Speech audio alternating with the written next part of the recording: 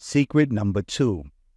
All noise, words, sounds, in the purest form is energy that travels in the air that will affect your emotions. Every time someone says something to you mentally, ask yourself, how do you feel about the energy you just encountered? For you to develop your gift of intuition, you must understand a simple concept, that every word spoken out of a person's mouth brings energy. It brings positive energy.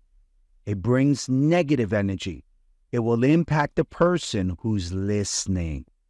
Now that you understand that every word that is communicated brings energy, you can intuitively read the person by the words that they say. So let's say if the person comes to me and says, Master Prophet, I'm struggling in my life. My economics is struggling. My relationship is struggling. And I don't know what to do with my life and destiny. I'm in a real bad spot, and I do not know how to get myself out of this situation. When the person starts to communicate with me using his words, I'm looking at his words that are coming toward me as energy. And as I decipher this energy intuitively, I begin to notice that the problem is not that his money problems. The problem is not that he's having relationship problems. The problem is that his mother died a short time ago, and he's still grieving. And in his grieving, he's pushing all of those things away from him, that he's dropping the ball. So then I begin to say, man of God, I really perceive intuitively that there was a death of the family close to you that has affected you in this season. Then he begins to say, yes, Master Prophet, my mother died, and that was a really troubled time. Then I begin to explain to him, your money problems, your relationship struggles, your business manifestations that you're experiencing is due to the fact that you are hurting over your mother's death.